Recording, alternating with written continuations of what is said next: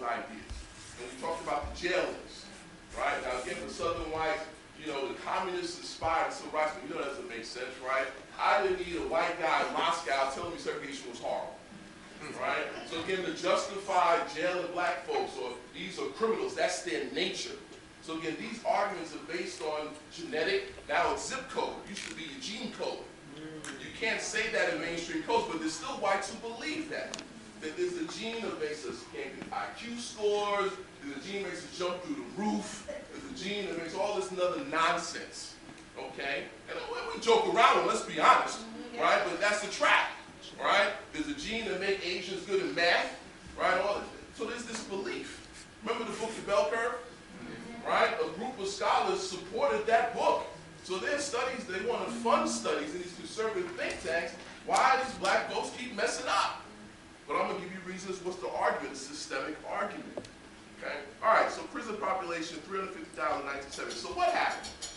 Did we lose our way? Stop going to church, people make that argument, prayer in school, you know, we start praying, all SAT scores go up. Maybe, I don't know, right? Well, it's more complicated than that. And a lot of it is linked to economics. You talk about jobs. After World War II, President Truman passed full employment. There was a belief in full employment. Jimmy Carter in the 1970s was the last president to push for a full employment bill, which got voted down. That was all job training. So you're getting all this training with no job, right? So we know economics is a major function. We know by 1973, working class wages stagnated. Now this is what people don't understand, right? A bus driver makes more today, but what happened? You got internet, daycare, inflation. That hasn't kept up, right? So the jobs don't pay livable wages. After World War II, we have a delinquency problem, right? The youth culture, right? When teenagers, you saw American Graffiti, right? They have young people with cars, some money, and time, right? So what they're doing, they're going out, they're partying, they're smoking drugs, right?